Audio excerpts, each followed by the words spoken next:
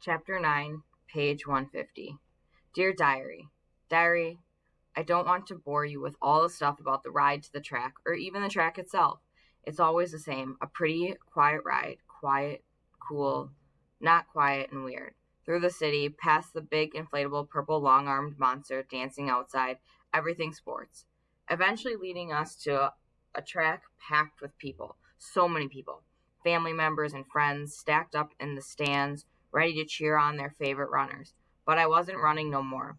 And as we turned into the parking lot, that fact slapped me in the face. For the first time in my life, I wasn't going to run. Daryl asked me if I was ready for this. I told him I was. But the thing is, Diary, I wasn't ready. And when I got out of the car and started walking towards the track, I started thinking of a way out of it all. A new plan. Option 1. Approach the track. Don't turn back. A. Warm up and stretch with everyone as if nothing is wrong. You have the whole meet to figure out how to get out of this because the discus is going to be the last event. If all else fails, just say it's your birthday and you'd rather throw a party than throw a discus, and next week you'll be ready. B. Run the mile as if you totally forgot you weren't running it no more. C. Throw the discus and embarrass yourself. Option 2. Don't approach the track. A. Cry. B. Poop yourself. If crying doesn't work, but no, there's no coming back after this. C. Sonny. Sonny? Daryl was calling my name. I didn't even know I had stopped walking. Sheesh. I continued on, looking out at the field as I got closer to it and the track. The white lines like rings around a green planet, a planet I'm used to orbiting. But now I was supposed to be locked down. I was supposed to fling the tiny metal spaceship back into the outer space. I wished it could take me with it. I took my place on the track and just outside of everyone else. I was close to Patty, Lou, Ghost, but not in the mix like I normally would be. Just a little bit away from people. I don't know why. Just felt different, I guess. Then Coach revved up and dropped his pep talk on us. He said that we were to defend 4 things. 1, our reputation. 2, our work ethic. 3, our ability. And more importantly, especially this week since I was doing something new, we're defending for each other. Whit was standing next to him, nodding. Coach crossed his arms and Whit put hers behind her back. Then Coach said, "This is what it means to be a team, to be a family. It means things change, but they keep moving." Coach probably didn't even know he was describing my new favorite movie. Then Coach side-swiped everyone and told Lou to lead the stretches. Not Aaron, not Aaron, not Aaron. Lou! Dear Diary, Coach sees almost everything, and if he doesn't, Whit sees it. But for some reason, no one saw Aaron push Lou after the stretches, not even Patty. But I did, and I started walking over to Aaron to let him know that even though I always try to play cool, I have some noise for him. But before I could get to him, Coach called me over and told me he had some news. And having news is what people like Coach and Gramps say before they say someone or something has taken a turn. And things definitely took a turn. They rearranged the events because of this new field event. It's only 3 of you, so they've decided to put you all first. That's what Coach said. I felt like I was going to pass out. All my tick boom had been turned into a sputter, and the glue feeling in my stomach had turned into something else, something heavier.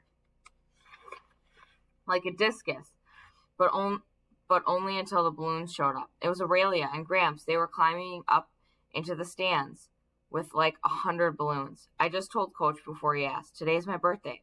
Coach said, "Today?" I said, "Yeah." He asked, "Why didn't you tell the team?" I shrugged. Coach told me to hurry up and speak to my family. We had work to do. I ran off the track and gave Gramps and Aurelia hugs, and they wished me happy birthday and asked if I was ready and all that. And I told them I was nervous, and it felt like all those balloons were in my body. And that's when Aurelia pulled out a green marker, grabbed me by the wrist, and drew a star on my forearm, where my mother's was, for good luck. When I got back to the benches, there were questions. "Yo, Sonny, why ain't you tell us today was your birthday?" Lou. "How you surprise your team with your birthday?" Patty. "Anything else you want to tell us that we don't know?" Ghost. I don't go to school. Me. You don't go to school? Who are you? Ghost again. Be quiet, Ghost, Patty said. I mean, I do want to know about this school thing, but right now we talked about your birthday. So how come you didn't want us to know? Patty again. We were passing the Tupperware of orange slices, the ones from Lou's mom, around. I told them I just never really talk about it too much because I don't do that much to celebrate or nothing, because it's also the day my mom died, and before they could make melty faces and do all awful awing, I told them it was fine, I was fine, and showed them the green star on my arm. None of them understood it. Plus, it was hideous, but I knew. Dear Diary, the announcer made the announcement because that's what announcers do. That the order of events had changed slightly, and that there would be an add-on at the beginning of the meet. The discus. He announced who would be participating. And lastly, from the defenders, formerly the master of the mile, Sonny Lancaster. It was time. I walked out onto the track and across it, onto the grass, over to them throwing a circle. Coach came behind me, a few discuses in his hand, 2 other throwers, and their coaches were there swinging their arms around, trying to loosen up. They definitely looked a lot more relaxed than me. Then the referee told us the rules. If you go over the line or on the line, that's a foul. If you step out of the circle, that's a foul. If your discus goes outside the sector lines, which means if it hits the track, foul. We all nodded, and then the ref said that because my last name Lancaster was alphabetically before Watkins and Young, I was up first. Lucky Lancaster. Ugh. Coach waved me over to where he was, which was just a few feet behind me. He put the first discus in my hand. He told me, reminded me, that I had this, that it was just like dancing. Whoosh. He told me to just let it flow and let it go. I stepped into the circle. The sound of everyone watching was silence. I let the discus rest in my palm, let just the tips of my fingers grip it, just like we practiced. I wound up, wound, then spun, step, throw, foul, stepped over the line, son. I tried to shake it off and just grabbed another discus, got back into the position. Coach told me it was okay and to settle in. Coach bent his knees to demonstrate what he wanted me to do, just like we had practiced. Invisible chair, sit in the invisible chair. Daryl popped up just like he did a week ago when I quit, but his face wasn't stone or wax. I wouldn't have even known if he didn't scream out, "Let's go!" Aurelia popped up next to him. Patty shouted, "You got this, Sonny, you got this." And Lou and Ghost and even Aaron and Lynn and Curran and Whit and, "Ease up, Sonny, nice and easy again." I let the discus rest in my hands. Then, when I was ready, I wound, and whipped into a double spin again, this time getting the discus off clean, spiraling through the air, but hard to the right. Foul! The discus plinked onto the track, followed by "oh" of the crowd.